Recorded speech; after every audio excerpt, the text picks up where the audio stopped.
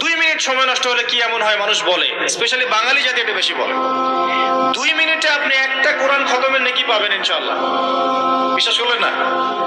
2 minute লাগবে খালি বলতে কুল হুয়াল্লাহু আহাদ আল্লাহুস সামাদ লাম ইয়ালিদ ওয়া লাম ইউলাদ ওয়া লাম ইয়াকুল লাহু কুফুয়ান আহাদ। 3 বার বলতে কয় মিনিট লাগবে? বড়জোর 2 মিনিট। 2 মিনিটে 3 বার পড়া সম্ভব সূরা ইখলাস। একবার পড়বেন কোরআনের 1/3 নেকি পেয়ে যাবেন ইনশাআল্লাহ। তাহলে 2 মিনিটে কোরআন খতম দেওয়া যায়? যায় কি যায় না? যায়। ফজিলত পাওয়া যায়। 2 মিনিটে আপনি বলতে পারেন আল্লাহুম্মা সাল্লি আলা মুহাম্মাদ ওয়া সাল্লিম। আমরা বলি না যে 10 মিনিট সময় দে, 10 মিনিট সময় বস, গল্প করি। হ্যাঁ, 10 মিনিট ফোনে নষ্ট করেন, 10 মিনিট আড্ডা পিটান, বন্ধুদের সাথে আসরের মধ্যে বসে পড়েন।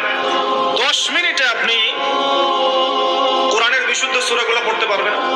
10 মিনিটে কমসে কম 100 বার পড়তে পারবেন সুবহানাল্লাহ সুবহানাল্লাহ সুবহানাল্লাহ। 10 মিনিটে আপনি 100 বার পড়তে পারবেন আলহামদুলিল্লাহ। 10 মিনিটে আপনি 100 বার পড়তে পারবেন আল্লাহু আকবার। 10 মিনিটে আপনি 100 বার পড়তে পারবেন লা ইলাহা ইল্লাল্লাহ। পারা যাবে না এগুলো? 10 মিনিটে আপনি 10 বার 20 বার দরুদ পড়তে পারবেন না? 10 মিনিটে 3 বার সূরা ইখলাস পড়তে পারবেন? 10 বার সূরা ইখলাস পড়তে পারবেন। আর 10 বার সূরা ইখলাস পড়লে জান্নাতে একটা ঘর নির্মাণ করা হবে।